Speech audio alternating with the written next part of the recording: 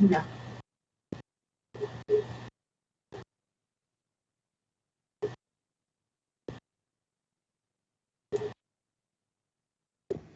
Ya, bueno. Buenos días, mi tema son los síndromes vesiculares. Siguiente. Ya primero una breve introducción. Tenemos que el sistema biliar va a estar compuesto por la vesícula biliar y los conductos biliares intrahepáticos y extrahepáticos, el conducto cístico, el colédoco y la ampolla de Vatel.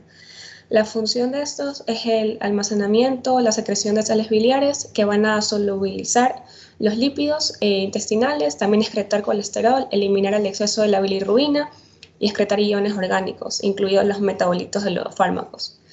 Bueno, y ahí tenemos los síndromes vesiculares que se le denomina así a los cuadros clínicos que se generan por varias patologías de la vesícula y también de las vías biliares.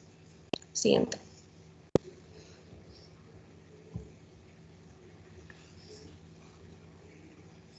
Siguiente. Ya. Bueno, tenemos la litiasis vesicular. Esta aquí es una patología de alta prevalencia y se produce por un desequilibrio en los constituyentes de las sales biliares. Los principales factores de riesgos para desarrollar litiasis son las 4 Fs en inglés, que sería el sexo femenino, tener más de 40 años, obesidad y ser fértil. Hay dos tipos de cálculos. Los cálculos de colesterol, que se forman en el 80% de los casos de litiasis biliar, y están en los de pigmentos biliares. Los factores de riesgo para desarrollar los cálculos de colesterol serían la obesidad, las dietas hipercalóricas o ricas en colesterol, la hipertrigliceridemia, los fármacos con clorfibrato, los anticonceptivos orales, factores genéticos, ser de sexo femenino, el embarazo, edad avanzada, pérdida abrupta de peso, nutrición parenteral o ayuno prolongado. Y por otro lado están los factores de riesgo para desarrollar los cálculos de pigmentos biliares, que son más que nada el alcoholismo, también factores genéticos, anemia perniciosa, hemólisis, fibrosis quística, infecciones parasitarias, infecciones crónicas del árbol biliar, tener edad avanzada y el bypass o resección ileal. Siguiente. Ya, bueno, existen unos factores protectores para el desarrollo de la litiasis biliar, como es la vitamina C. En pacientes que tienen un alto nivel de esta vitamina tienen una menor incidencia de litiasis, y aquellos que tienen un déficit tienen una mayor incidencia. Y también, bueno, está el consumo moderado de café, proteínas vegetales y grasas mono y poliinsaturadas. En cuanto a las manifestaciones clínicas de la litiasis vesicular, los síntomas de la enfermedad por cálculos biliares suelen ser inespecíficas e incluyen el dolor en hipocondrio derecho, meteorismo y náuseas. Y el dolor suele ser intermitente en el epigastrio o hipocondrio derecho y a veces irradia al dorso. Y bueno, hay 3 formas clásicas de la presentación de la litiasis vesicular, que es la asintomática, el cólico biliar y la colecistitis aguda. Y otras formas son la colecistitis crónica y la coledocolitiasis, que voy a explicar cada una. Siguiente. Ya, primero tenemos la litiasis asintomática. Esta suele ser diagnosticada por una ecografía que se solicita por otro motivo o como rutina, y el paciente no suele desarrollar complicaciones. Siguiente. Bueno, tenemos la litiasis vesicular, que se manifiesta como cólico biliar.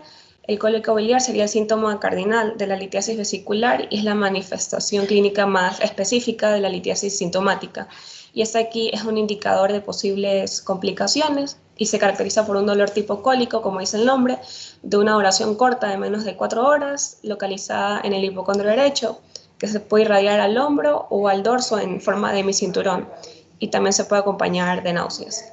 Este cólico aparece de 15 a 30 minutos después de la ingesta de comida, sobre todo comidas grasosas, y no cursa con fiebre y el dolor abdominal no es tan importante. Este cólico biliar se da por la contracción de la vesícula en respuesta a un estímulo hormonal y neural por las comidas copiosas, que aquí van a suponer un esfuerzo cuando hay litos en la vesícula, y también determina un aumento de la presión intravesicular y causa dolor. Tenemos que la ecografía abdominal va a ser el método para diagnosticar los cálculos en la vesícula. Siguiente. Ya ahí tenemos la colecistitis aguda litiásica, que esta aquí va a ser un síndrome que va a incluir fiebre, dolor en el hipocondrio derecho y leucocitosis asociada a una inflamación de la vesícula, y es causada por la obstrucción del conducto cístico y el aumento de la presión intraductal, lo cual va a comprometer la vasculatura vesicular, aunque esta aquí también se describe que puede ser causada por gérmenes. Entre sus complicaciones está la perforación de la vesícula, la gangrena, la colecistitis enfisematosa por la formación de gas en la pared vesicular, que está asociada a Clostridium welchis. También está la peritonitis y las fístulas hacia el intestino con un hilio biliar. Y tenemos que entre sus manifestaciones clínicas está el dolor en el hipocondrio derecho, que ya mencioné, y con signo de Murphy positivo, fiebre y dolor abdominal a la descompresión, que sería el signo de Bloomberg. Y también se puede acompañar de anorexia, náuseas y vómitos. Cuando la colecistitis aguda presenta una masa inflamatoria, la vesícula va a presentar una masa inflamatoria y la vesícula comprime y va a obstruir los conductos biliares, lo que se denomina como síndrome de Mirici. Bueno, tenemos que la ecografía aquí también sería el método de elección para diagnosticarla, y en esta de aquí se van a observar las paredes de la vesícula engrosadas y también cálculos en el conducto biliar. Ya, espérate, no pases esa, no pases esa. Ya, miren una cosa súper importante, donde dice diagnóstico, es evidentemente clínico y se apoya en la ecografía. Es decir, este cuadro que ella está, del cual María Paula está hablando, es totalmente clínico. Es decir, ustedes lo van a corroborar con una ecografía abdominal, ¿ya? Pero digamos que no hay una ecografía abdominal en el hospital. O ustedes estén, no sé, en un dispensario donde no hay ecografía abdominal, sea súper tarde, haya, qué sé yo, cuarentena y no se puede hacer nada. Entonces ustedes deben poder hacer diagnóstico basándose en los síntomas, la historia de la paciente y también en los hallazgos del examen físico, ¿no es cierto? Es decir, una mujer cuarentona que tiene las características que dijo María Paula, que es gordita, que está en edad fértil, con una historia, porque estos pacientes habitualmente tienen una historia de dolor. Es decir, son pacientes que tienen cólicos, que ya han tenido cólicos antes, ¿ya? Y se toman su buscapina o Sertal o Cistalina y con eso mejora la molestia y continúan su vida. Hasta llega un momento que el dolor se hace muy exquisito y muy intenso, muy insoportable. Entonces ahí van al hospital. Pero si no, toman una buscapina directamente, ¿ya? Entonces el diagnóstico es eminentemente clínico, sí. Eminentemente clínico. Y luego lo corroboran con una ecografía abdominal. ¿Ya? Dale. Ya, siguiente, por favor. Ya. Bueno, este de aquí es un cuadro de comparación entre el cólico biliar y la colecistitis aguda que ya expliqué. Tenemos que en el cólico biliar, bueno, en ambas va a estar presente el dolor en el hipocondrio derecho, y la tensión abdominal va a ser mayor en la colecistitis aguda, con el signo de Murphy positivo. Y la fiebre va a estar presente en la colecistitis aguda y también va a haber leucocitosis. Y la duración de los síntomas es menor en el cólico biliar. Y la ecografía, bueno, es el método de diagnóstico para ambos y van a haber litos en ambos. Siguiente. Ya, tenemos la colecistitis crónica, que es el hallazgo, este más que nada es el hallazgo histológico de infiltración inflamatoria crónica de la vesícula secundaria a episodios repetidos de colecistitis o por presencias de cálculos, lo cual va a generar una irritación. Esto causa fibrosis y engrosamiento de la vesícula, y estos pacientes pueden tener escasos síntomas. Una de sus manifestaciones sería la vesícula en porcelana, que es la calcificación de la pared de la vesícula en la radiografía y ecografía de abdomen, donde se puede observar. Y hay tres tipos de vesícula en porcelana. Sería el completo, que corresponde al tipo 1, y el incompleto, que corresponde al tipo 2 y el tipo 3. Y aunque estos pacientes son asintomáticos, tienen un riesgo mayor para desarrollar adenocarcinoma vesicular, sobre todo los que tienen vesícula en porcelana incompleto. Y por esta razón se elige como tratamiento la colecistectomía. Y bueno, hay una foto de una ecografía que muestra la vesícula en porcelana. Siguiente. Bueno, ahí tenemos la coledocolitiasis, que es el pasaje de cálculos a través del colédoco, y eso sucede en pacientes con colelitiasis o por persistencia de cálculos no detectados en el colédoco después de una colecistectomía. Entre las manifestaciones clínicas están la colangitis, que se caracteriza por dolor en el hipocondrio derecho, ictericia y fiebre, que es la denominada triada de Charcot, y se da por bacterias y obstrucción litiásica del conducto biliar. Tenemos la ictericia obstructiva, que es una ictericia no dolorosa, lenta, que corresponde al síndrome coledociano, y se caracteriza por la elevación de la bilirrubina, la fosfatasa alcalina y las transaminasas, que vuelven a sus valores normales entre 1 a 2 semanas. Y esta, bueno, es más frecuente verla en tumores de la cabeza del páncreas o de la vía biliar. Y tenemos que la presencia de una vesícula palpable, no dolorosa, que es el signo de Bart y Pick, en un paciente ictérico va a sugerir patología maligna como causa de la obstrucción biliar, mientras que la ausencia de esta vesícula palpable sugiere obstrucción biliar por cálculos.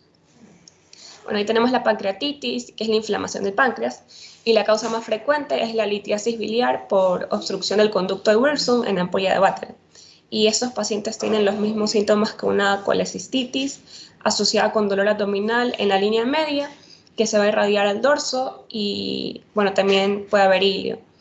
Y bueno, por último tenemos la cirrosis biliar secundaria. Siguiente. Bueno, ahí tenemos la colecistitis alitiásica. Esta se denomina como una necrosis necroinflamatoria aguda de la vesícula, y clínicamente va a ser idéntica a la colecistitis litiásica, pero como ese es su nombre, no se asocia a litiasis biliar. Y la diferencia clínica en estos pacientes suelen tener una masa abdominal palpable en el cuadrante superior derecho e ictericia por obstrucción de los conductos biliares. Y se asocia esta colecistitis alitiásica, se asocia a quemados, a recién nacidos, isquemia, diabetes mellitus, asistencia respiratoria mecánica prolongada, a personas inmunodeprimidas, traumatismo extenso, cirugía, sepsis, shock, vasculitis y también una nutrición parenteral total. Siguiente. Tenemos los pólipos, esas ya son otras patologías. Los pólipos en la vesícula biliar suelen ser un hallazgo más que nada ecográfico, accidental, y cuando hay síntomas, estos suelen ser similares a los de la litiasis biliar, y estas lesiones pueden dividirse en benignas o malignas, y las benignas se pueden dividir en neoplásicas y no neoplásicas. Tenemos la colesterolosis, que es el pólipo benigno no neoplásico más común, seguido del adenomioma, que es una lesión benigna neoplásica, y el adenocarcinoma, que sería la lesión maligna. Y aunque la mayoría de los pólipos suelen ser benignos y asintomáticos, tienen un potencial de malignización que no se puede establecer de una manera fiable, por lo cual aquí también el tratamiento de elección es la colecistectomía. Siguiente. Ya tenemos el cáncer de vesícula, que es un cáncer poco común y se asocia a enfermedad litiásica, colecistitis crónica y la inflamación biliar. Y sus síntomas también son similares a la de la colecistitis. Entre los factores de riesgo están la litiasis biliar, vesícula en porcelana, pólipos vesiculares, obesidad, infecciones crónicas por Salmonella typhi y Helicobacter bilis, y quistes biliares congénitos y la anomalía de la unión del conducto pancreato-biliar. La mayor parte de estos tumores corresponden a adenocarcinomas, y el diagnóstico suele ser intraoperatorio. Aquí puede haber una elevación de la fosfatasa alcalina y de la bilirrubina si es que se genera una obstrucción. Siguiente. Ya, por último tenemos el cáncer de la ampolla de Vater, que es más frecuente en la población de poliposis familiar, y la mayoría de pacientes van a presentar ictericia progresiva, dolor abdominal y pérdida de peso. Y las enzimas hepáticas aquí van a estar elevadas, y a través de la ecografía se va a evidenciar la vía biliar y el conducto pancreático dilatado. El diagnóstico definitivo se lo va a realizar mediante una biopsia. Y ya. Ok, muy bien, muy bien. Creo que está todo muy claro, ¿no? ¿Alguna pregunta de la clase? Nadie. Ok. Entonces ahora ¿A quién me toca la cirrosis? Yo, doctora, Icaza. Ya le proyecto un ratito.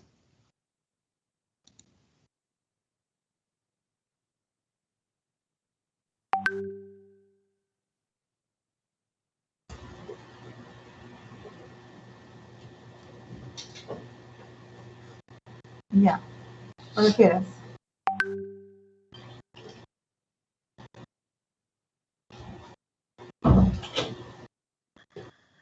Listo, doctora. Bueno, yo les voy a hablar sobre la cirrosis. Siguiente. Primero debemos saber su definición. Debemos saber que la cirrosis es un proceso crónico y progresivo caracterizado por la formación de nódulos y la fibrosis, nódulos de regeneración y la fibrosis del parénquima, que estos van a producir una distorsión en la arquitectura hepática y van a alterar la circulación portal y van a generar una insuficiencia funcional del hepatocito.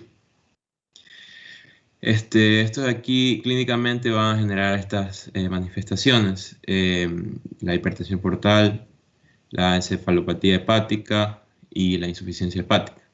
Dentro de la hipertensión portal va a ser el aumento de la presión en el territorio de la vena porta, que esto va a ocasionar la formación de líquido en la cavidad abdominal y que esa sería la ascitis. Dentro de la encefalopatía hepática tenemos que va a ser una alteración neuropsiquiátrica que va a estar dada por la no circulación de sustancias dadas por el hígado. Y dentro de la insuficiencia hepática va a ser un estadio final que va a ser caracterizado por la incapacidad del hígado de metabolizar ciertas sustancias y sintetizarlas. Siguiente, por favor. Dentro de las causas de cirrosis hepática tenemos las causas tóxicas, que va a estar dada por alcohol, por los fármacos, la hepatitis B y C, colestasis crónica, que sería la cirrosis biliar primaria y cirrosis biliar secundaria. Dentro de los trastornos metabólicos va a haber la hemocromatosis, la enfermedad de Wilson. Dentro de las causas autoinmunes, la hepatitis autoinmune. Dentro de la obstrucción de retorno venoso va a haber la insuficiencia cardíaca, la pericarditis constrictiva y la enfermedad veno-oclusiva. Siguiente.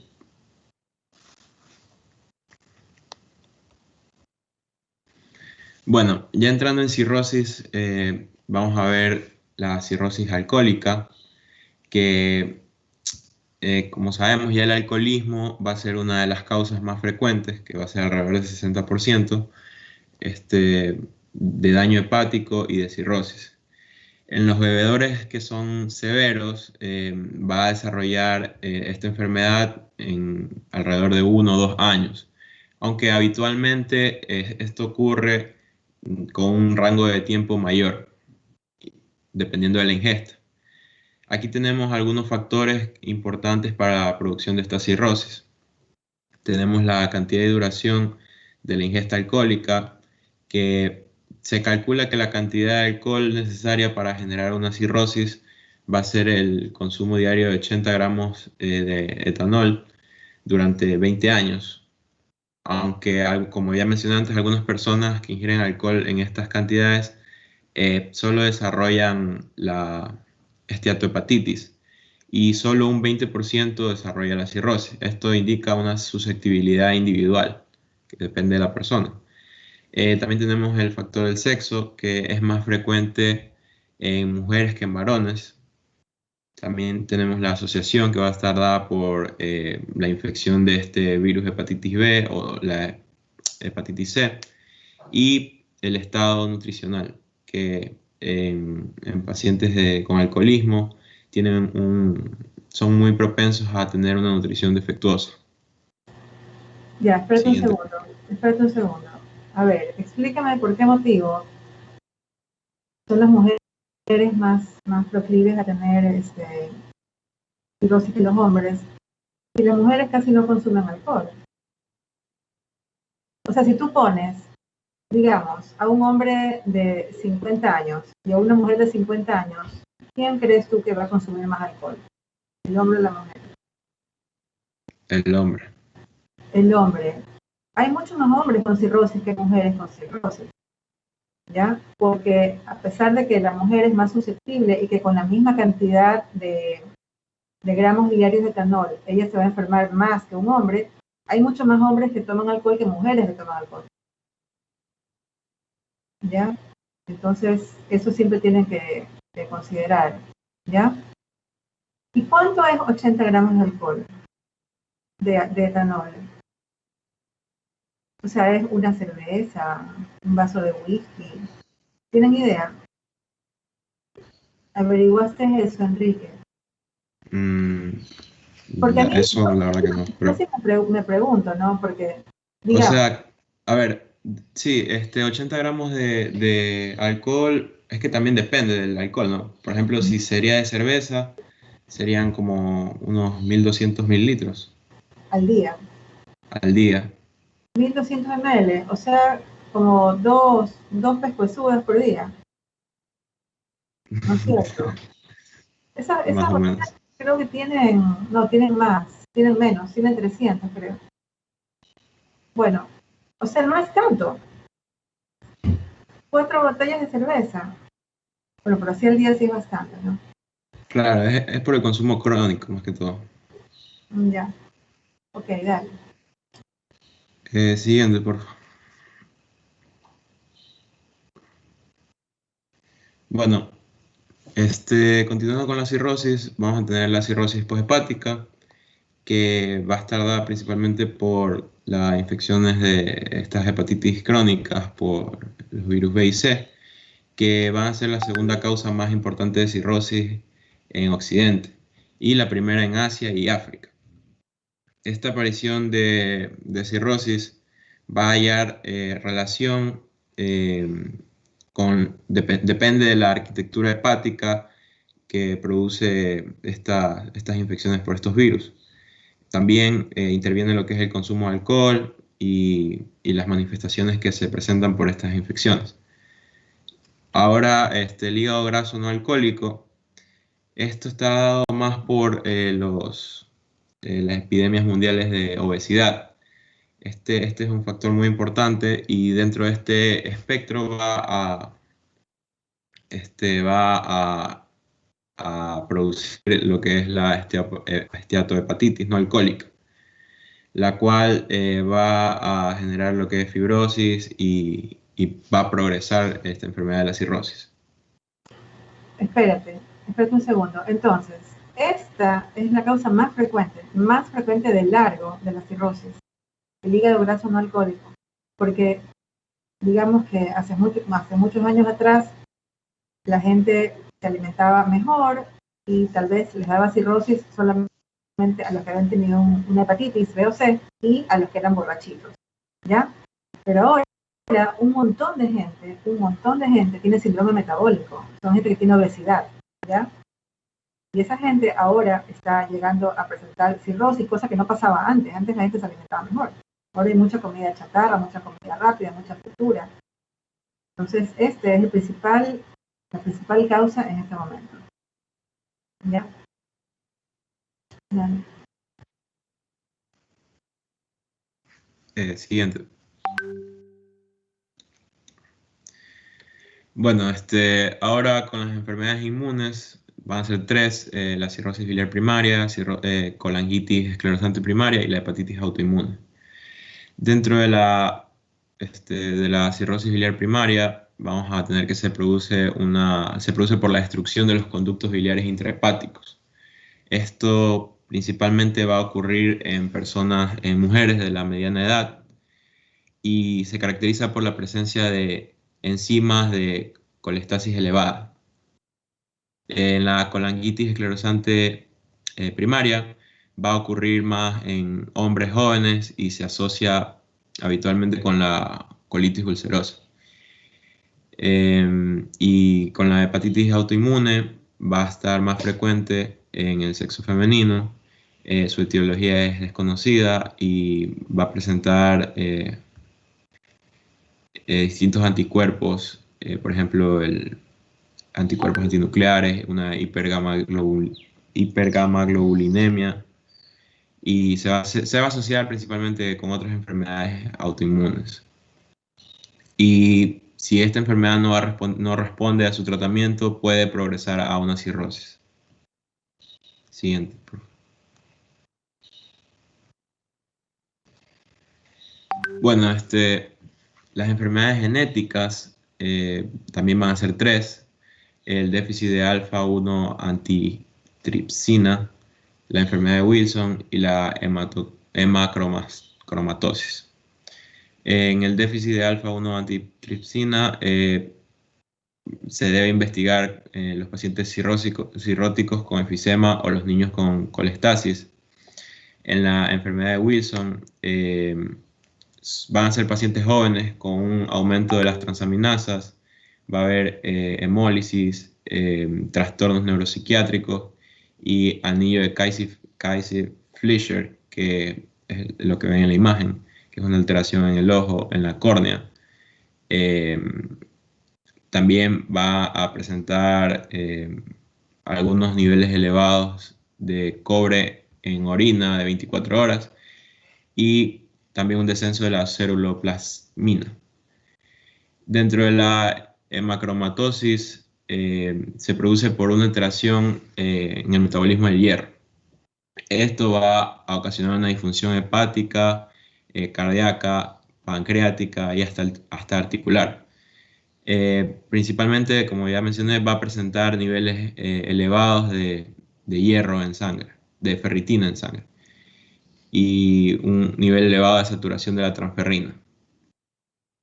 Siguiente. Bueno, ya hablando más sobre la fisiopatología de la cirrosis, el mecanismo patogénico inicial que va a llevar a esta cirrosis es la activación de las células perisinusoidales, que estas células van a reaccionar, principalmente están ubicadas en el espacio de Dice, entre los hepatocitos y las células endoteliales de los sinusoides, y estas aquí van a tener una respuesta ante una agresión que van a sintetizar colágenos tipo 1 y tipo 3. Este colágeno va a provocar una obstrucción de las fenestraciones de los sinusoides. Esto provoca una alteración en el intercambio entre el plasma y los hepatocitos.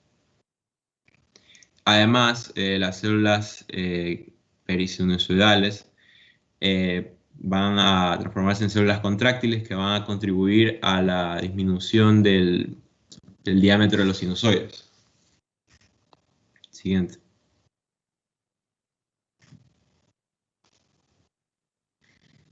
Entrando a las manifestaciones clínicas, voy a hablarles sobre la cirrosis compensada.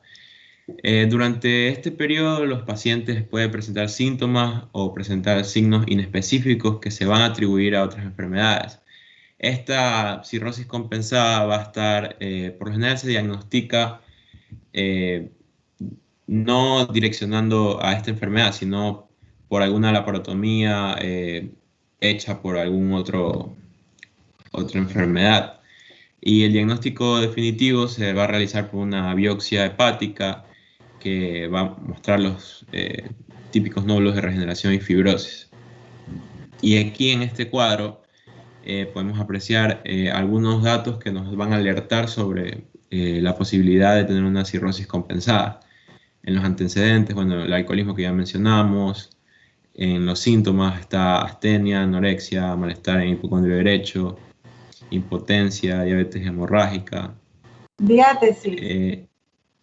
Diátesis hemorrágica. Los signos, angiomas en araña, la ginecomastia, hipertrofia paratiroidea,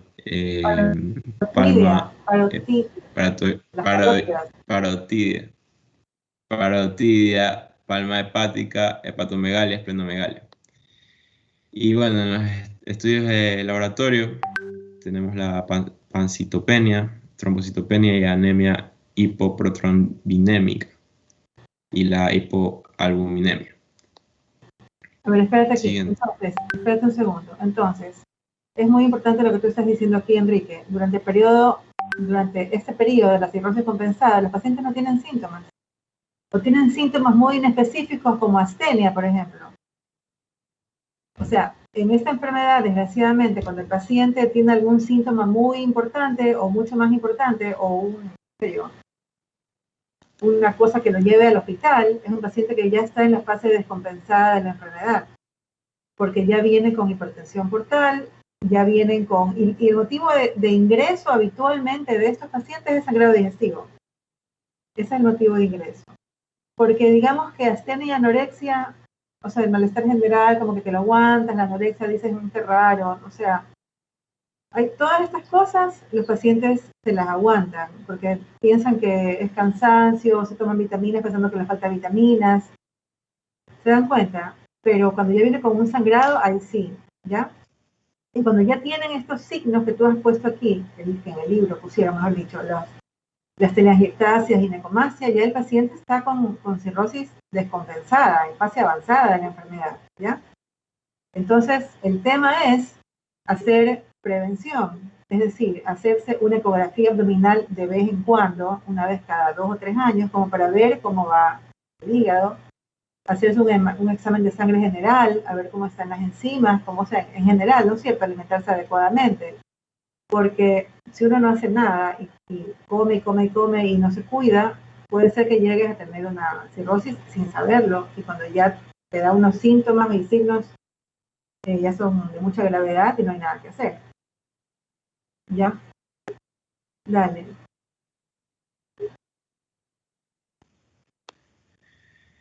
Bueno, ahora sobre la cirrosis descompensada, bueno, aquí el paciente va a ir a consulta principalmente por manifestaciones provocadas por la hipertensión portal o alguna insuficiencia hepática. Acá va a existir un decaimiento general, puede aparecer febrícula, que probablemente sea una causa de bacteremia, puede haber aliento hepático e ictericia. Es típico de esta etapa los hallazgos cutáneo-mucosos, las alteraciones en semiología abdominal y las alteraciones neurológicas. Todo esto voy a hablar más adelante. También van a generarse dos síndromes que van a afectar al síndrome hepatopulmonar y el síndrome hepatorrenal. Dentro del síndrome hepatopulmonar, acá básicamente consiste en la insuficiencia respiratoria. Va a haber un desequilibrio de la ventilación y perfusión. Los capilares pulmonares van a estar dilatados y por esto van a pasar muchos glóbulos rojos, pero no van a oxigenarse de una manera adecuada. Los pacientes van a tener cianosis, hipocratismo digital y se va a manifestar con disnea e hipoxemia.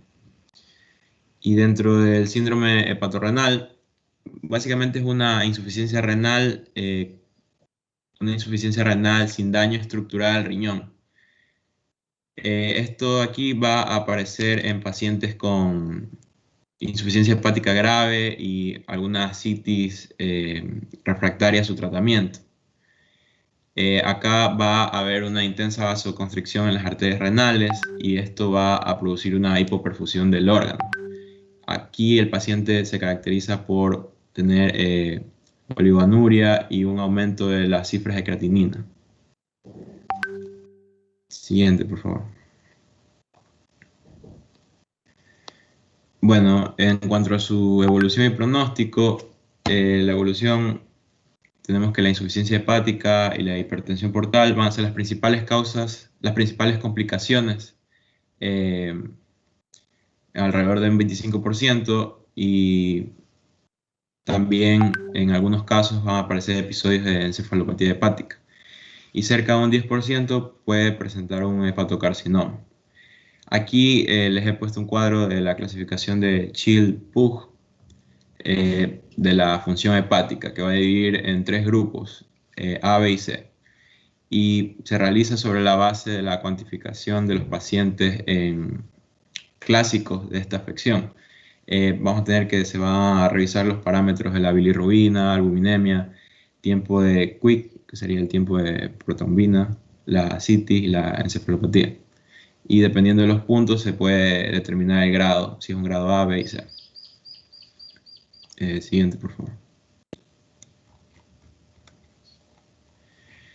Bueno, en cuanto al diagnóstico, se debe, en la anamnesis, se debe interrogar sobre estos puntos, sobre si el paciente consume alcohol, si está consumiendo algún fármaco hepatotóxico, va a tener antecedentes epidemiológicos como una posibilidad de contagio de hepatitis, como puede ser transfusiones, el consumo de drogas, algún tatuaje o promiscuidad sexual. Y también preguntarle sobre antecedentes familiares de hepatopatías y algunos síntomas inespecíficos si existe una sospecha sobre la afección, como puede ser el dolor del hipocondrio derecho, anorexia, debilidad muscular, amenorrea, etc. Siguiente diapositiva, por favor. Bueno, dentro del examen físico vamos a tener el examen general, que este cuadro describe algunas de las manifestaciones, algunas cosas que puede presentar, que en la etapa descompensada van a ser pacientes con un grado variable de desnutrición, sobre todo si la cirrosis va a ser alcohólica. Va a existir decaimiento general, puede aparecer fiebre, es frecuente el aliento hepático y algunas manifestaciones de colestasis. Dentro de las manifestaciones cutáneo-mucosas, se va a observar ictericia, los angiomas en araña, que es la imagen que está a la derecha.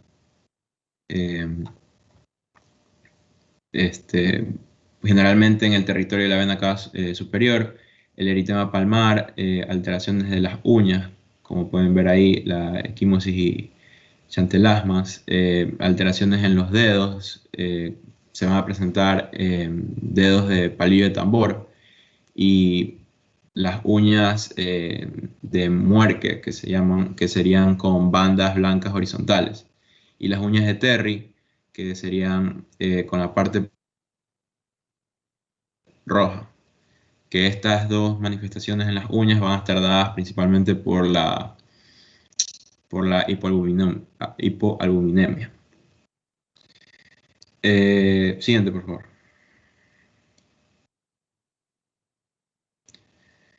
Bueno, en la palpación abdominal debemos saber que este no va a ser un método preciso para determinar el tamaño del hígado, pero va a tener alguna utilidad para determinar algunas características y principalmente revisar lo que es el borde hepático, que debe estar duro, filoso y a veces nodular. Y en estadios avanzados, el hígado puede ser de tamaño normal y no palpable. Dentro de las alteraciones neurológicas, bueno, como ya mencioné antes, la encefalopatía hepática y la asterixis o flapping, que se manifiesta al extender las manos, como ven en la imagen acá, con los dedos separados, generándose un movimiento oscilatorio con intervalos de 1 segundo. Y esto va a desaparecer en pacientes en coma, ya que va a necesitar lo que es la contracción voluntaria. Siguiente.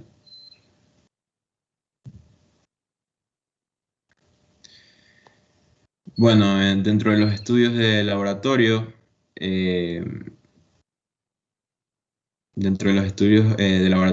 nos van a aportar información sobre la necrosis hepática, colestasis y la función hepática. Dentro de la necrosis hepática es el aumento de las transaminasas GOT, GPT, que va a ser el principal marcador de daño hepatocelular. de la colestasis, va a aumentar la bilirrubina total y la bilirrubina directa, la fosfatasa alcalina. Dentro de la función hepática va a haber una prolongación del tiempo de protombina, va a disminuir la pseudocolinesterasa, una disminución de la albúmina y una disminución también del hipergamaglobulinemia. Ya, espérate un segundo. En los estudios... Espérate un segundo, Enrique. El diagnóstico de cirrosis es un diagnóstico que se hace, como dijimos anteriormente, en estadios avanzados de la enfermedad, ¿ya? Habitualmente no se lo agarra en estadios iniciales porque el paciente no tiene manifestaciones clínicas que nos hagan sospechar de la enfermedad, sino que el paciente va cuando ya ha tenido sangrado digestivo, ¿ya? Pero es posible que algún paciente vaya por decirles hacerse un chequeo general, ¿ya? Y entre las cosas que se piden habitualmente en los exámenes de sangre están las enzimas hepáticas, ¿no es cierto? En los pacientes que tienen cirrosis, las enzimas hepáticas no se elevan tanto. Digamos que si es un normal, hasta 20, 40 unidades por litro, ¿ya? Estarán en 100, 120. A diferencia que tuviera hepatitis viral, por ejemplo, que se elevan hasta 1000, 1200, 3000 las transaminasas, ¿ya? Estos pacientes cirróticos tampoco elevan tanto la bilirrubina. Son pacientes que tienen 3 de bilirrubina, 4, a menos que sea un problema colestásico y que sea una cirrosis biliar primaria o secundaria. Ahí sí la bilirrubina se aumenta muchísimo. Pero si no, la bilirrubina está aumentada leve, ¿ya? Siempre previno de directa, porque es un problema hepatocelular. Y luego, lo que sí está bastante alterado es la función hepática. Entonces, ustedes piden tiempos de coagulación y van a ser prolongados. Piden albúmina y va a estar baja, porque estos pacientes tienen hipoalbuminemia, ¿ya? Ya, dale.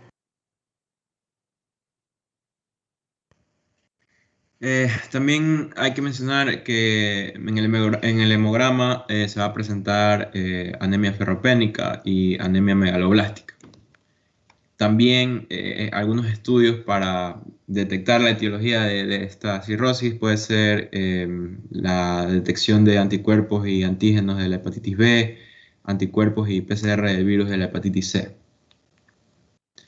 Dentro de los estudios de imagen, lo que se va a pedir principalmente es una ecografía abdominal que nos va a revelar datos importantes, como puede ser la forma de la estructura del hígado, que es común la hipertrofia del lóbulo caudado en esta enfermedad. También para detectar la vía biliar, que se pediría una colangiografía por resonancia magnética para, como dije, para evaluar si hay alguna obstrucción de la vía biliar. Eso es todo. Gracias. Ok, muy bien. ¿Alguien tiene alguna pregunta de ese tema? Nadie. Andrés Pazmiño, ¿alguna pregunta?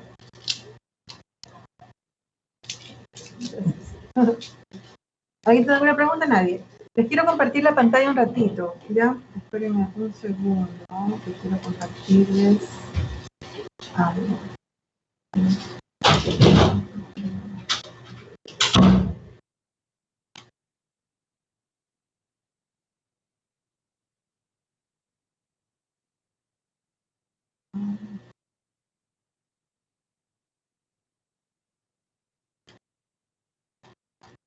¿Están viendo? Sí, doctora. Ya. Es que he estado leyendo sus historias clínicas de la semana que pasó y he puesto algunas evoluciones y motivos de consulta para ir viendo lo que se van equivocando, ¿ya? Entonces, a ver, no tengo la lista aquí a la mano, ya sí la tengo.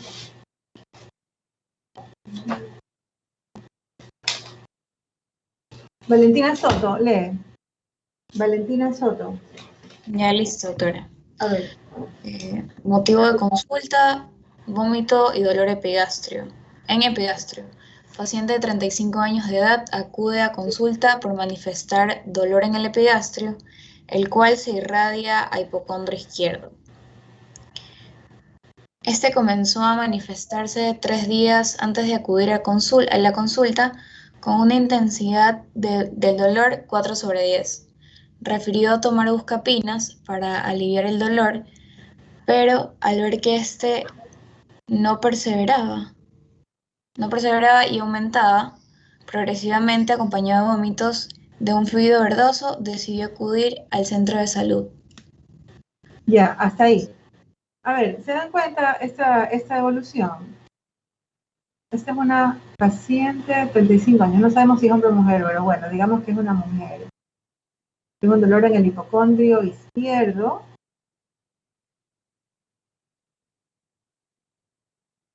Ya. Creo que quiso poner hipocondrio derecho, ¿no es cierto? Ah, no, cierra del hipocondrio izquierdo, es un dolor en epigastrio. Toma buscapina, es una sola pastilla. Ya. Yo tomo buscapina para el dolor. Ya. Ya no me acuerdo por qué lo puse aquí. Creo que fue porque no había puesto ni un solo punto en todo este párrafo. A ver, continúa Valentina.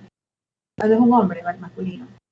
Ya listo. Inspección general, paciente masculino de 35 años que aparenta la edad que dice tener, de biotipo morfológico endomorfo, facies adolorida, que descansa en deposición de cúbito supino.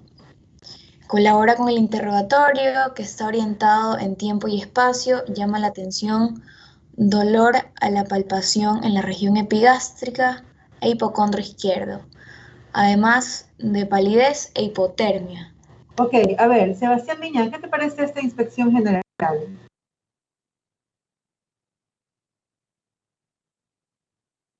¿Mm?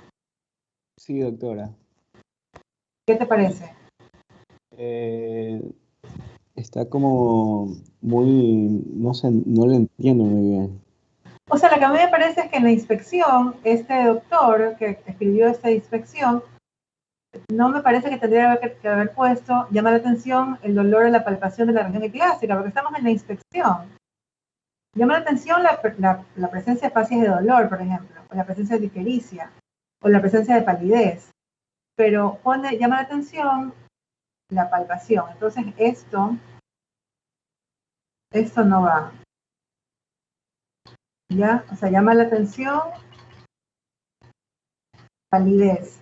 La hipotermia, ¿cómo vas a ver si no lo ha palpado, no lo ha tocado? Entonces llama la atención la palidez, ¿ya? En esta parte, que es la inspección, no se pone nada de la palpación de nada, ¿ya? Ok, la siguiente, a ver, Paola Yarobi, lee. Ya. Paciente masculino de 35 años. No, espérate, motivo de consulta, esto es tal cual, yo lo copié textual de la historia clínica que me presentaron. Motivo de consulta, ardor en el pecho. A ver, estudiantes de semio, ¿les parece posible que uno de ustedes pueda poner ardor en el pecho a esta altura del partido? No. ¿Cómo se pondría aquí? Pirosis. En el pecho. Motivo de consulta, pirosis. ¿Ya? Ok, a ver, lee la evolución. Ya. Paciente masculino de 35 años refiere que presenta dolor en el epigastrio y en el pecho, de tipo urente, hace más o menos 6 meses con fecha real y aparente. Presenta pirosis de instauración lenta, la cual aumenta al inclinar el cuerpo y al acostarse acompañado de disfagia. El paciente al realizar un intento de disminuir este dolor, decide administrarse omeprazol de 20 miligramos por 3 semanas. Con esto los síntomas cedieron, pero reaparecieron tras su suspensión. Hace un mes en el cuadro clínico se incrementó acompañándose ahora de regurgitación por más de 30 ocasiones al día, por lo que acude a esta casa de salud. Ya, a ver, ¿qué les parece? El único motivo de consulta que ha puesto este doctor es pirosis. Pero en la evolución de la enfermedad, este doctor habla de un dolor en el epigastrio, habla de disfagia. Ya, entonces, ¿no les parece que como motivo de consulta tendría que haber puesto dolor epigástrico, pirosis y disfagia? porque yo esperaba que me hable solamente de pirosis, por acá habla de otras cosas, ¿ya? ¿Y qué significa esto de fecha real y aparente? No entiendo qué quiso decir este doctor con esto que puso, ¿ya? En todo caso, sabemos que esto es un paciente que viene con dolor epigástrico, pirosis y disfagia de 6 meses de evolución. O sea, todo lo demás está bien, solamente que aquí tendría que haber puesto disfagia y dolor epigástrico. ¿No es cierto? ¿Ya? Ok, siguiente. A ver, María Gracia Rimbaldo. Doctora, lea. A ver, niña María Gracia. A ver, José Pérez. José Pérez Sánchez, lee. Doctora, Ajá. a ver, dice motivo de consulta, dolor abdominal, pérdida de peso y pérdida del apetito. Paciente de sexo femenino de 82 años de edad que aparenta la edad que dice tener, eso no va ahí. Que consulta debido a que de hace 3 meses empezó con un dolor abdominal ubicado en el hipocondrio derecho, al inicio con una intensidad de 6 de 10. El dolor de carácter punzante, la paciente no se ha tomado ninguna medicación, haciendo que el dolor aumente en la intensidad durante la última semana. Indica haber perdido peso de manera muy brusca, alrededor de 20 libras, y comenta irregularidad al momento de comer, presentando pérdida del apetito. Ya, a ver, en ningún momento aquí dice cuando ella fue al hospital. ¿Ya? O sea, aquí, después de pérdida del apetito, aquí donde estoy punteando, ella debe, el médico que escribió eso tiene que poner, motivo por el cual la paciente es traída por sus familiares, tiene 82 años, bien difícil que vaya sola, es traída por sus familiares para su estudio y tratamiento o para su internación en este hospital, ¿ya? Ahora, miren ustedes, acá también, sexo femenino 82 años que aparenta la edad, esto no va aquí, esto va en inspección general. Entonces, esto no va aquí. Entonces aquí, esta es una mujer de 82 años, consulta debido a que desde hace 3 meses empezó con dolor abdominal y muslo derecho. Bueno, ya, listo, gracias José. A ver,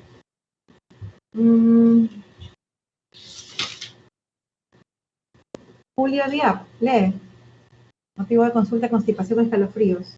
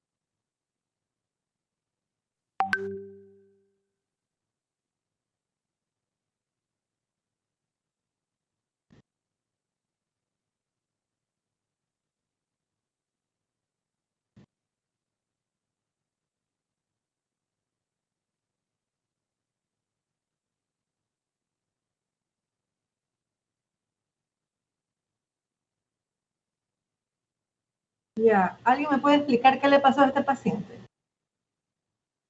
¿Cuándo comenzó su enfermedad? Doctor Julio, dime, ¿cuándo comenzó su enfermedad? Tienes que volver a leer la historia, ¿no es cierto? Hay que releerla, porque está súper confuso. ¿Alguien me dice cuándo comenzó la enfermedad? 4 días. Ya, aquí dice que el dolor comenzó hace 4 días. Ya, hace 4 días. ¿Con qué? ¿Con qué comenzó la enfermedad? Porque mira, el motivo de consulta es constipación y escalofríos, ¿ya? Y acá, en la historia, él habla de fiebre, habla de dolor en la región perineal. O sea, me parece que este dolor es el que hace que él vaya. ¿No les parece? Y acá, eso no es como, o sea, este doctor tendría que haber puesto acá dolor perineal, también como motivo de consulta, porque me parece que eso es lo que hace que él vaya. El dolor comenzó hace 4 días. Y, a ver, ¿alguien me puede decir cómo comenzó este dolor? ¿Cómo fue esta evolución? El que escribió esta historia sabe quién es, yo no sé quién es. ¿Puede explicarme qué pasó con este paciente? ¿Quién escribió esta historia?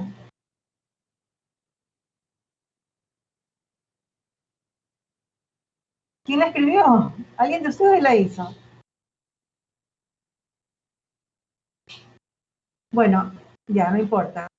Está súper confusa al médico que la hizo. Esto tiene que corregirlo. Esto está súper horriblemente redactado y no se entiende. O sea, no se entiende. Aparentemente, esto comenzó hace 4 días, pero ¿con qué? Con una constipación. ¿Y qué tiene que ver la constipación con el dolor perineal izquierdo? O sea, que aquí parecería que tuviera una hernia inguinal del lado izquierdo. Y ese es el motivo del... Aparte, acá en ningún momento dice el dolor va acompañado de diaforesis, fiebre y escalofríos. ¿Fiebre de cuánto? ¿De cuánto? Y no dice cuándo comenzó la fiebre, o sea, no dice nada, ¿ya? Está muy confuso esto, ¿ya? A ver, Estefanía Balda, motivo de consulta, dale. Motivo de consulta: dolor abdominal, acidez en epigastrio, náuseas y vómito. Paciente de sexo masculino de 40 años de edad refiere que hace aproximadamente 72 horas presenta cuadro clínico caracterizado por dolor y acidez a nivel epigastrio de carácter quemadura. El dolor se presenta con una intensidad 4/10 en la escala EVA del dolor. El paciente refiere que el dolor abdominal en epigastrio se presenta con la ingesta de comidas que contiene una cantidad excesiva de picante, condimentos y al ingerir el alcohol, que se atenúa con la ingesta de alimentos blandos. Concomitante refiere náuseas en ayunas, además acompañado con vómitos de tipo mucosos, por lo cual es trasladado al Hospital Teodoro Maldonado, donde es ingresado por consulta externa para observación. Ya, tú misma, ¿qué te parece? A ver, dolor abdominal, acidez en el epigastrio. Esto es... ¿No sería pirosis? Ahí también. Sí, y acidez en epigastrio es, digamos, un dolor epigástrico urente, pero no se pone, pues, ustedes ya están en la segunda parte de semiología, ya no deberían utilizar ese tipo de lenguaje. O sea, eso te lo dice la mamá de ustedes, que no es médica, acidez en la boca del estómago. Y lo de carácter tienen que decir. ¿Cómo? Que también lo de carácter quemadura, que es una... Exacto, ese carácter quemadura nada que ver, pues. Es un dolor urente, es un dolor urente ubicado en el epigastrio. Entonces, esto también hay que mejorarlo, ¿ya? Ok. A ver, Leonardo García, lee, paciente masculino, 35 años. Paciente de sexo masculino de 35 años de edad acude a la clínica presentando cefalea hace aproximadamente una semana, la cual refiere que es causa del estrés. Refiere haber empezado a tomar aspirina para esta cefalea desde hace una semana. También refiere al dolor abdominal a nivel del epigastrio de tipo quemazón desde aproximadamente 3 días. Indica que él calmaba después de las comidas, pero que en los últimos días la intensidad aumentó hasta 6 de 10, me parece que leo, donde 1 es lo más bajo y 10 es lo más alto el dolor, motivo por los cuales he ingresado en la casa de salud.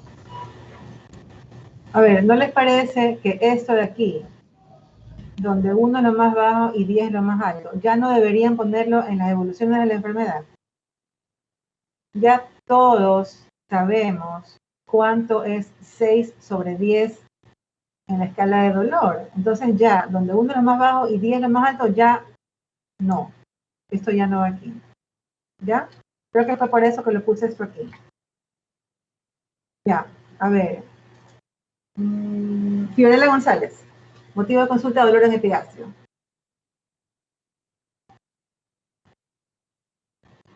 Fiorella. Sí, doctora, pero me perdí.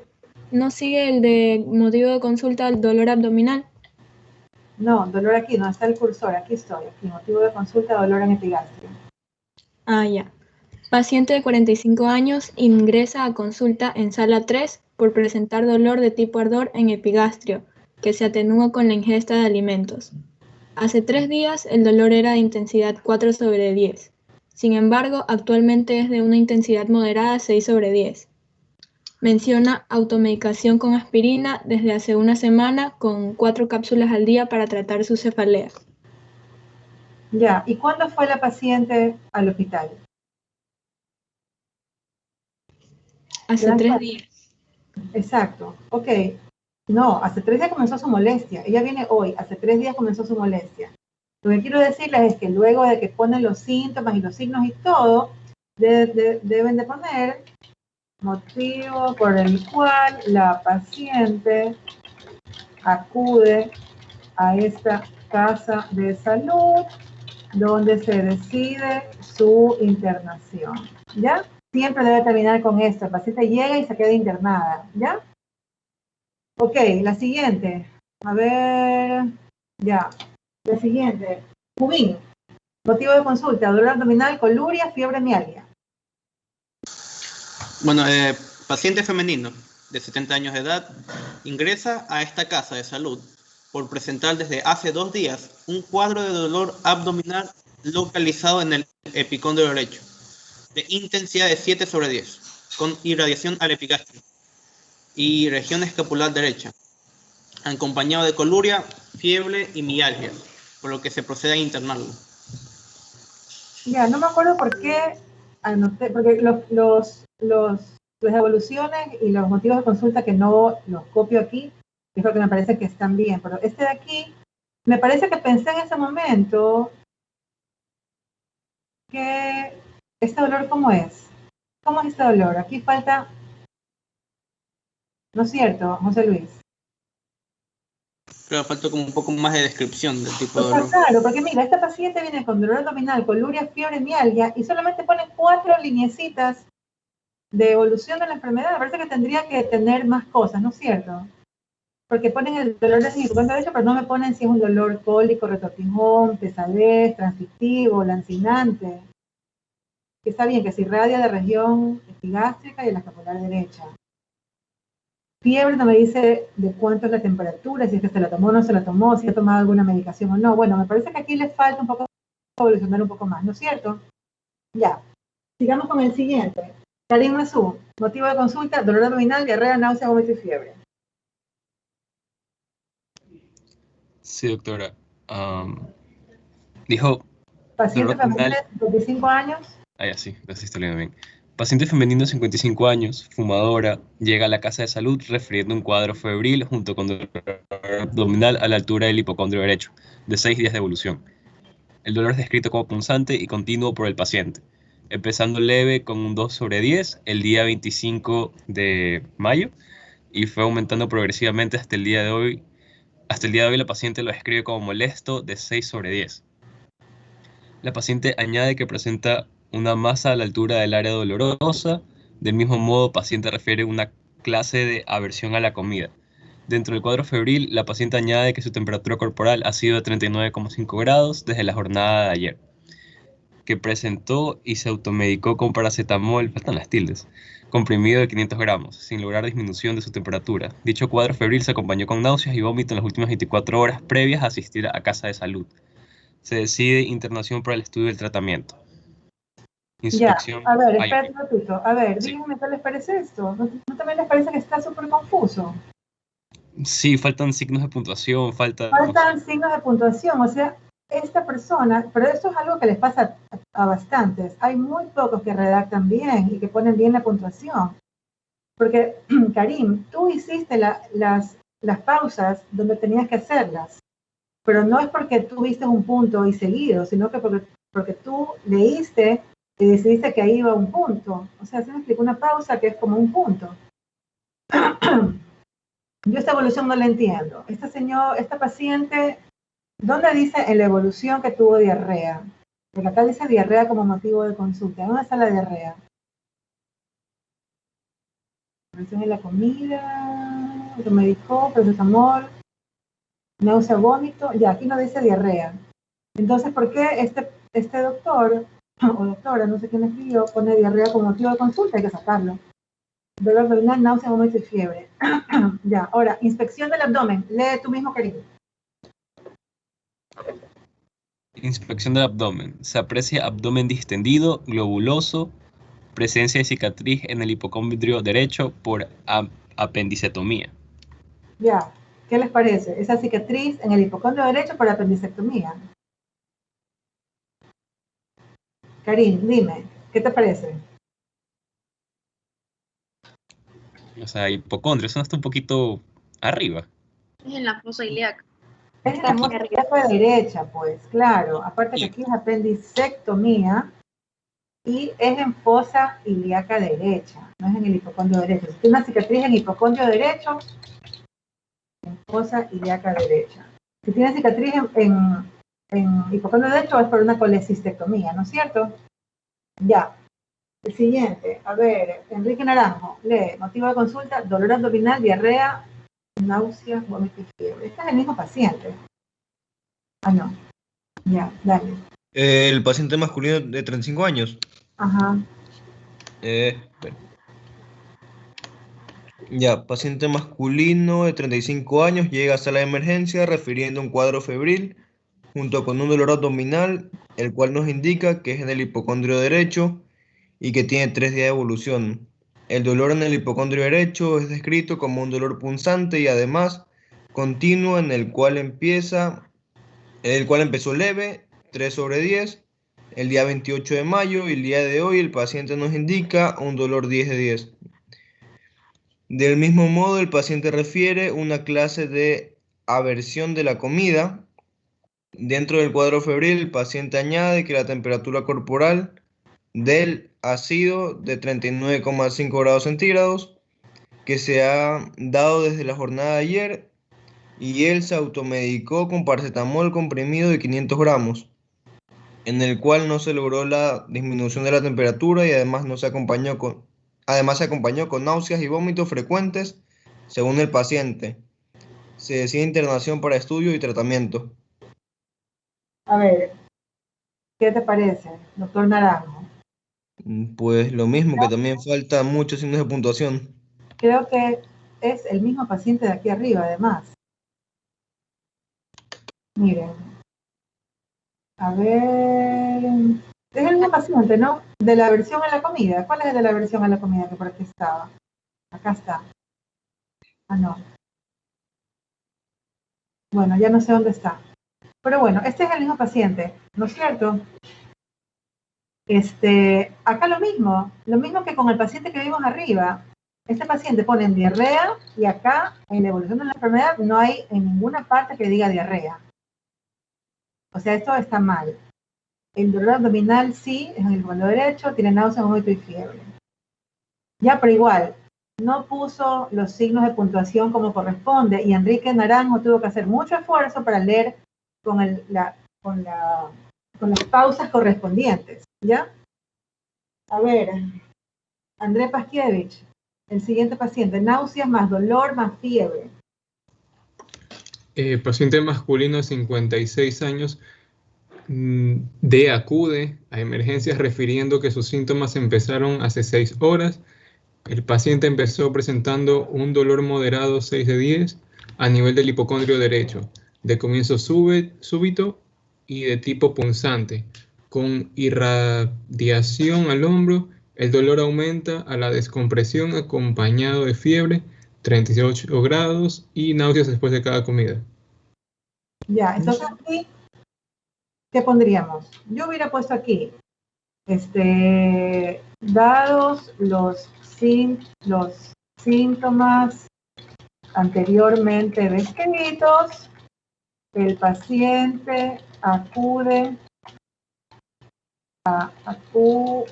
a esta casa de salud donde se decide la internación, ¿ya? Porque también queda ahí como en el aire, porque termina aquí cuando el paciente tiene las náuseas y después de cada comida con fiebre. Entonces tiene que haber algún momento de la historia en la que el paciente vaya al hospital, ¿ya?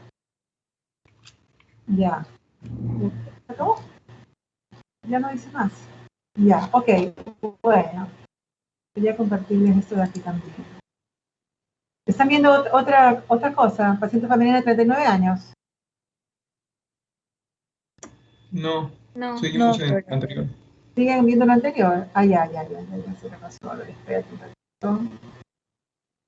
A ver, déjame un segundo, dejar de compartir y volver a compartir. Ventana, es-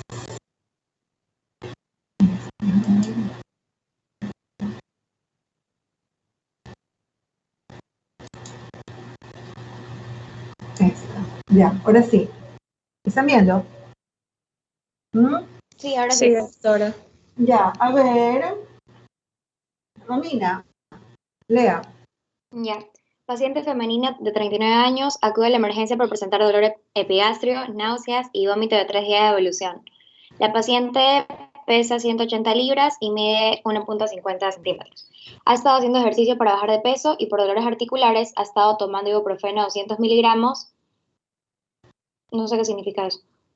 ¿Dónde Bueno. está? Ah, 3 veces al día. Ah, ya, 3 veces al día desde hace 30 días. Usted la revisa y encuentra el abdomen globuloso, distendido, sobre todo en el abdomen superior. Ya, a ver, quiero que me comentes qué te parece esta paciente. O que comente la clase, ¿qué le parece a esta paciente?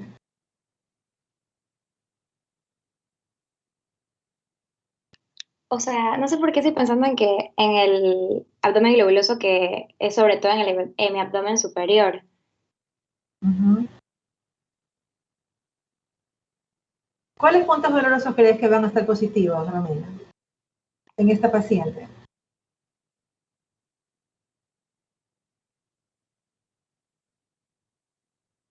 Yo creo que tenemos que pensar en esta paciente varias cosas. Primero, es una mujer de 39 años. Ahí está una de las Fs, ¿ya? 2 Fs. Es female y es en los 40, ¿no es cierto? Anda en los 40, ya. Miren cuánto pesa, 180 libras y mide 1,50 m. Es decir, es una mujer muy chiquitita y pesa mucho, es decir, que es fat, ¿ya? Entonces, eso es muy importante que ustedes tengan en cuenta. Ya, ahora, esta paciente tiene un dolor epigástrico, náuseas y vómitos de 3 días de evolución. ¿Qué puntos dolorosos piensas tú que van a estar positivos, Romina? Doctora, Ajá. ¿no podría ser el punto de Murphy? Exacto, el punto cístico va a estar positivo, ¿no es cierto? O sea, sí es el cístico, que es por como que el signo de Murphy puede ser colecistitis o colelitiasis. O sea, sí es el punto específico. Ya, entonces ustedes piensan que esta señora tiene una colecistitis aguda. Sí podría ser, doctora, por el análisis que usted nos está explicando de las 4 Fs y si tiene Murphy positivo, lo más probable es que sea eso. Ajá, claro, pero el dolor que ella tiene es en el epigástrico.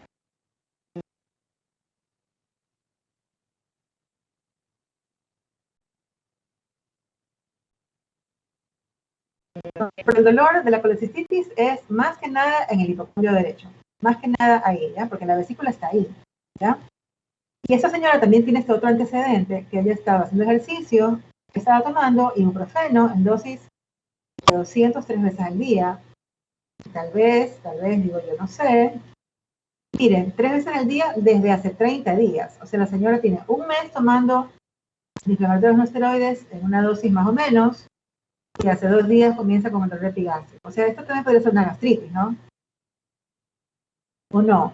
¿O lo descartarían Sí, por completo? podría ser una gastritis también, porque el dolor en epigastrio y, bueno, los AINES producen gastritis, entonces.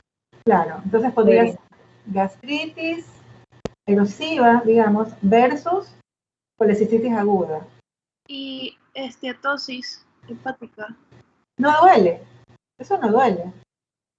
La estatosis hepática puede ser un hallazgo de la ecografía abdominal, que tenga un hígado graso, que probablemente lo tenga, porque es una gordita, que ya debe gustar comer, ¿ya? Pero eso no causa dolor, un dolor tan importante como para que ella vaya al hospital, ¿ya? Habitualmente la esteatosis hepática es un hallazgo del examen de la ecografía abdominal, que se ve como más brillante el hígado, ¿ya? ¿Y será pancreatitis aguda? También puede ser pancreatitis aguda, doctora. También. ¿Por qué? ¿Quién habló?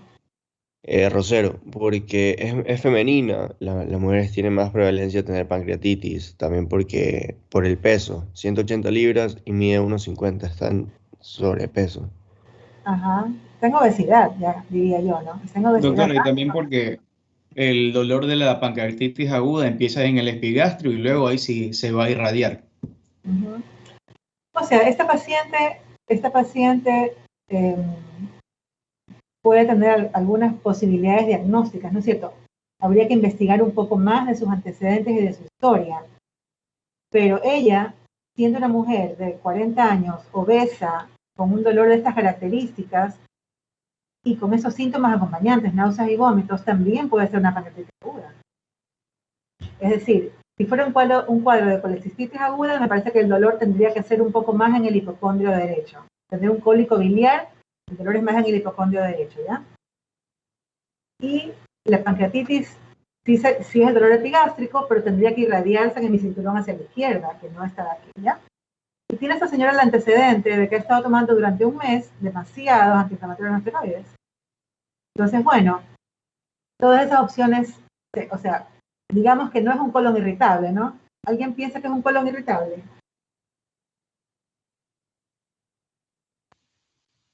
No Nada. creo. No, doctora, porque el dolor sería más difuso, Ya. no sería Piensa que localizado. es peritonitis. ¿Ah? ¿Puede ser peritonitis? Tampoco creo que podría ser peritonitis. Ya. Podría ser hepatitis. ¿La paciente está ictérica? No, no es ictérica. Claro, no nos da información de eso. Ajá. Y no es ictérica la señora, además. Ajá. Muy bien. No tiene para hepatitis, no tiene nada. Pero si es a tener hepatomegalia, ¿se podría irradiar al epigastrio el dolor? No. Cuando una paciente tiene hepatomegalia, siente la molestia en el hipocondrio derecho. O sea, puede ser que también en el epigastrio, pero de ley también en el hipocondrio derecho. O sea, no puede ser que sea solo en epigastrio en el caso de que tenga hepatomegalia. También es en el hipocondrio derecho, ¿ya? Bueno, vamos a ver el siguiente. A ver. Doctora, Ajá. una pregunta. Antes de que comencemos con el siguiente caso, le quería preguntar si todos los pacientes que van a tener pancreatitis es una ley que se les va a irradiar en el cinturón hacia el dorso o puede ser que no encontremos No. ¿Quién habla? Adriana.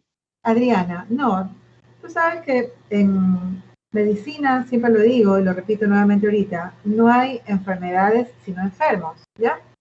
Entonces, los libros nos dicen que el dolor es, como te lo voy a decir en este momento, es un dolor epigástrico exquisito, es un dolor lancinante, es un dolor que la atraviesa el paciente y que se va en mi cinturón hacia la izquierda, ¿ya? Y es un dolor 10/10, un dolor que es de corta evolución, porque el paciente viene tan adolorido que va rápidamente al hospital. O sea, no es un dolor que se lo aguantan una semana, se lo aguantan horas, nada más, y enseguida tiene que ir al hospital. Es un dolor tan intenso y solo se disminuye con la posición de plegaria momentánea un poco, ¿ya? A estos pacientes tienen que ponerles morfina. O sea, no es un dolor que cede con un antiinflamatorio cualquiera, hay que ponerles morfina. Entonces, lo que quiero decirte con esto es que, así como te estoy diciendo, es como dicen los libros. Pero luego vas a los hospitales y ves que los pacientes narran su malestar de diferentes formas. Unos vienen con solamente el dolor en la boca del estómago, como dicen ellos, el dolor epigástrico, ¿ya? Y a otros se les va hacia la espalda en el cinturón, ¿ya? Pero bueno, está en que cada uno de ustedes sepa interrogar, hacer una buena anamnesis del paciente para que puedan sacar los datos positivos que los ayuden a ustedes a llegar a un diagnóstico definitivo, o por lo menos un diagnóstico presuntivo, porque luego el definitivo lo hacen con los exámenes complementarios que van a pedir al paciente, ¿ya? Entonces, si todos los pacientes tienen ese dolor en el cinturón, no todos. Una gran mayoría sí, pero no todos, ¿ya? ¿Alguna pregunta más de esto? Si no, vamos con el siguiente paciente. Ya, a ver. Briana Barcia, lea. Llega la emergencia a las 3 de la mañana del 7 de mayo de 2021, una joven de 19 años con dolor abdominal de 4 horas de evolución. La paciente refiere que el dolor es en todo el abdomen, de intensidad 10/10. La noche anterior tuvo una cangrejada, ha vomitado por 2 ocasiones, no diarrea. La fecha de su última regla fue el 2 de mayo del 2021. Ya. A ver, ¿qué te parece, doctora? Ya. Vemos que la paciente es joven y que el dolor ha tenido 4 horas de evolución, es intenso y es en todo el abdomen y que ha comido cangrejo. Se podría decir que tendría que ver algo con la comida y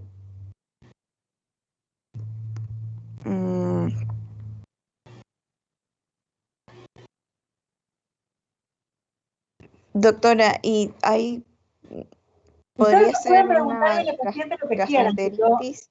Me pueden preguntar lo que quieran y yo les voy contestando las cosas que yo me acuerdo, ¿ya? ¿Y A ver. dónde empezó el dolor del abdomen? ¿Dónde, cómo? ¿Dónde empezó el dolor ¿Dónde específicamente? empezó el dolor? En todo el abdomen. El dolor comenzó en todo el abdomen. O sea, es un dolor de barriga. Un dolor así de esos que te duele toda la panza. ¿Y gastroenteritis, doctora? Sí, no tiene diarrea, ¿no? Solo ha tenido Doctora, ¿y cuando tose el paciente le duele también el abdomen? cuando no ha tosido. O sea, ustedes le quieren hacer toser a ver si le duele. Sí. Porque no viene con tos.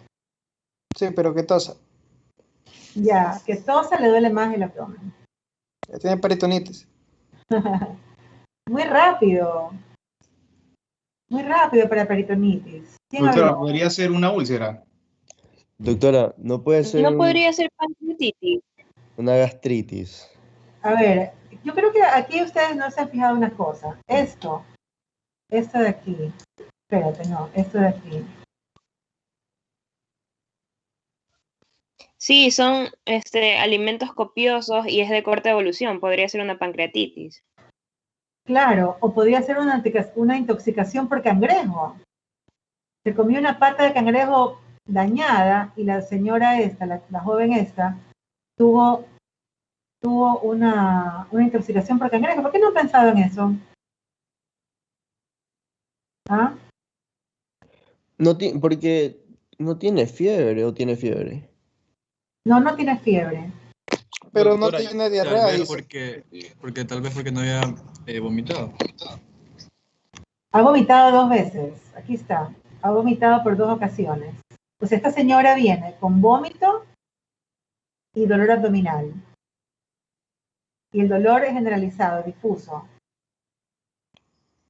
Y la intoxicación por cangrejos debería cursar con diarrea.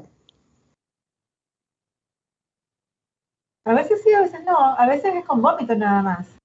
Porque si te comes algo que tiene la toxina ya digamos, algo dañado, un pedazo de cangrejo dañado, te comes la toxina y la vomitas. Lo primero que te da es vómito. Ya, y esta señora no podrá tener un embarazo ectópico roto. Tendría que haber equimosis. Ajá. Doctora, pero un dolor por intoxicación sería 10/10, o sea, eso es probable. Y igual la fecha de su última regla fue hace 5 días de la consulta. Claro, entonces digamos que el embarazo estaría descartado, ¿no es cierto?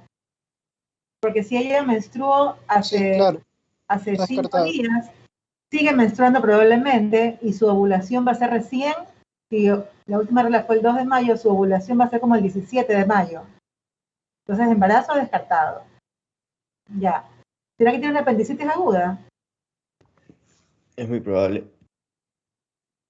Yo también diría que apendicitis, pero el dolor no sería todavía en flanco derecho, ¿no? Pero es que si fuera peritonitis es muy corto el tiempo y además está en todo el abdomen. Si fuera apendicitis ya estaría localizado. Doctora, yo sí creo que puede ser apendicitis, pero como tiene recién 4 horas de evolución, todavía no es localizado el dolor, por lo que está en todo el abdomen. Después ya se localiza en flanco derecho, Doctora, pero puede haber vómitos en la apendicitis. Sí, claro. Claro. Hay náusea, vómito, dolor. Y después se ubican en la fosa ilíaca derecha. Doctora, pero el dolor no es muy intenso para hacer... Exacto, Ajá, exacto, doctora, es muy intenso como para hacer apendicitis. Apendicitis necrosante. Doctora, para mí es un estadio después de la apendicitis aguda, quizás una apéndice perforada, como para que sea un dolor tan intenso y además que tiene el abdomen rígido. Ese paciente tiene un abdomen en tabla, ¿no? Parecería. A ver, dolor en todo el abdomen, 10/10. Creo que le faltan datos a esta historia, ¿no es cierto? Le faltan datos del examen físico, le faltan datos de si ella efectivamente el dolor comenzó recién hace 4 horas o ya venía con un dolor tal vez más leve antes y se intensificó en las últimas 4 horas y ahí vino al hospital, ¿no es cierto? Bueno, entonces, diagnóstico definitivo. ¿Esta paciente qué maniobras le harían? Eso no lo hemos visto. A ver, ¿qué maniobras le harían a esta Primero paciente? los puntos dolorosos, pero lo más probable es que esté en todo el abdomen porque tiene una intensidad 10/10 y está rígido. Ajá, exacto. Le harían la maniobra de... ¿Tendrá signo de Bloomberg? ¿Signo de Guinea de Musi? ¿Qué signos tendrá esta paciente? En la inspección No, el doctora, abdomen. ese es más probable que tenga. Sí, porque es difuso. Ya. Entonces, si ustedes estuvieran en un dispensario médico en la montaña, le harían la maniobra de Odisea San Martino, ¿no es cierto? Pero como están en un hospital, le mandan a hacer una ecografía abdominal a esta paciente. Le mandan a hacer un hemograma, a ver cómo están los glóbulos blancos. Le mandan a hacer amilasa y lipasa, a ver si no tiene pancreatitis aguda. ¿Qué más le mandan a hacer? A ver, una tomografía de abdomen. No. Inicialmente ecografía y un examen de sangre. Bueno, hay varias opciones diagnósticas, ¿no? Podría ser una intoxicación por cangrejo, porque hay el antecedente directo, comió cangrejo y comenzó con el vómito y el dolor abdominal. Pero es una paciente joven mujer, puede ser también una apendicitis aguda, que venía con un dolor leve, que ella no lo manifestó porque pensó que era un cólico de sus días de regla, y ahora ya tiene un plastrón apendicular y tiene peritonitis por una apendicitis aguda, que ya se perforó. Hay varias opciones. Déjame ver si hay alguna cosita más por acá. Aquí hay otro. A ver, Priscila Lapo, lea. Ya, paciente femenina de 60 años con antecedentes de presentar dolor epigástrico de 6 meses de evolución, ingresa por dolor abdominal difuso, puño percusión positiva. El dolor es más intenso en flanco izquierdo. ¿Qué te parece esta paciente?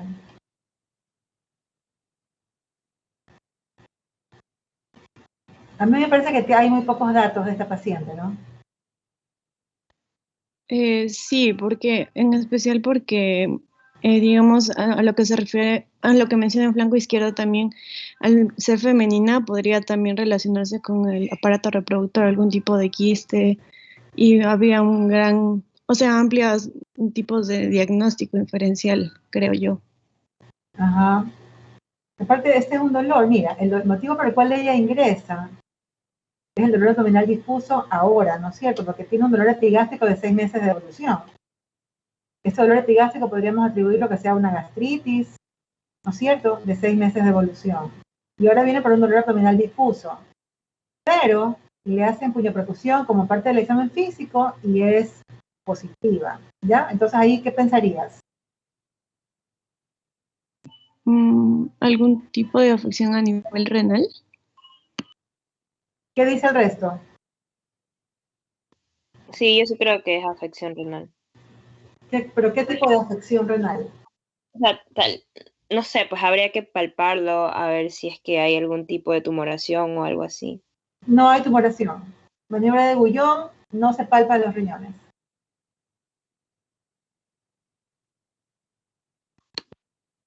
¿Por qué le duele a esta señora en puño percusión?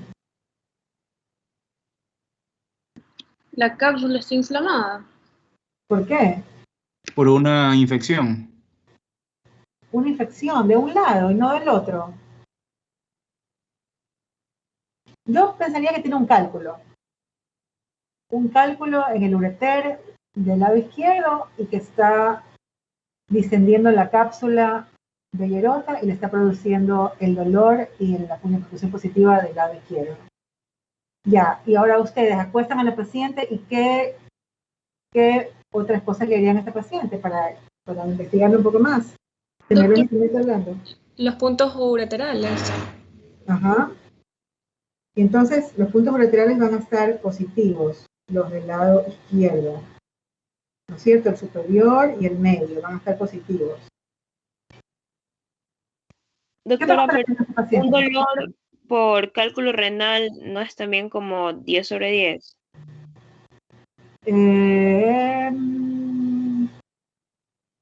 Sí. O sea, bien intenso, ¿no? Es ya, Ajá, no 10 sobre 10. Claro.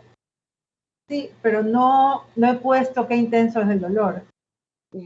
Solamente que es un dolor abdominal difuso, que tiene puniopercusión positiva y que es más intenso en el flanco izquierdo. Pero no puso el qué tan intenso es. Sí, es un dolor muy intenso, es un dolor 8 sobre 10, muy intenso. Yo quisiera saber, por ejemplo, si esta paciente tiene hematuria, cómo está orinando. Yo quisiera saber si no tiene disuria, poliaquiuria. También quisiera saber eso. Quisiera saber si esto le ha pasado antes o no. Y esta señora además tiene un dolor epigástrico de 6 meses, o sea que ella tiene dos cosas. Ella tiene una litiasis renal probablemente y además tiene una gastritis, ¿no es cierto? O una úlcera gástrica, o una úlcera péptica. Porque tiene dos dolores. Tiene el dolor abdominal difuso con la puniopercusión positiva y además tiene un dolor epigástrico de 6 meses. Creo que se acabaron. Bueno. O sea, doctora, tiene dos cosas diferentes porque, o sea, mi pregunta es si el cálculo se puede percibir como un dolor abdominal, no solo lumbar.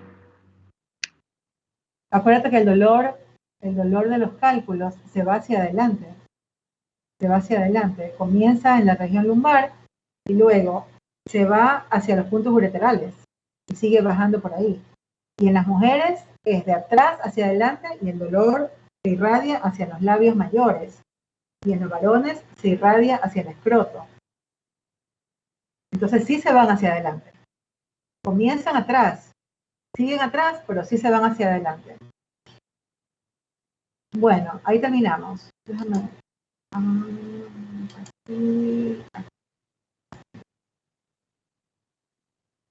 Ok, a ver. Ya para mañana sabemos quién presenta paciente y quién tiene tema, ¿no es cierto?